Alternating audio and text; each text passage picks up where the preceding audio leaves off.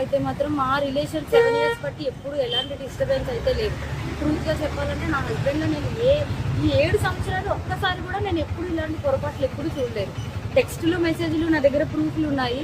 చూపిస్తే మాత్రం అంటే ఇట్లా ఎలా వస్తుందంటే మరి నా హస్బెండ్ కూడా చెప్పడం ఏంటంటే తనే ఇట్లా నన్ను కొంచెం ఇది చేసింది. సో అందుకోసమని ఏ అబ్బాయి అయినా సరే మరి ఎట్లా ఇలాగే అయిపోయింది ఇంకా అని చెప్పి తను చెప్తున్నాడు.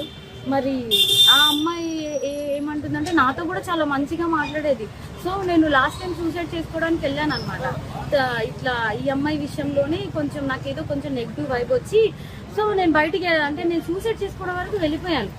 నాకు బాబు ఉన్నాడు, బాబుని తీసుకొని సూసైడ్ చేసుకోవడానికి వరకు వెళ్ళిపోతే ఆ అమ్మాయి నా కోసం ఫుల్గా అంటే ఎక్కడ ఇది బాగా స్ప్రెడ్ అయిపోతుందా ఏంటి అనుకుందో ఏమో తెలియదు కానీ కంటిన్యూగా నన్ను ఫాలోఅప్ చేస్తూ ఎక్కడున్నావు ఏమైంది నాకు అప్పుడు కూడా ఏం డౌట్ రాలేదు. తర్వాత చూస్తే మెసేజ్లు ఇవి అవి అన్నీ చూస్తే ఇలా రావాలి మీ అన్న రావాలి.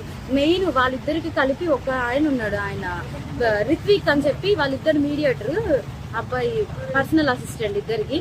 సో అసలు ఆ అబ్బాయి ఫోన్లో ఎన్ని టెక్స్టులు ఇవన్నీ బ్యాకప్ చేసి చూస్తే అసలు చాలా ఇదిగా ఉంది.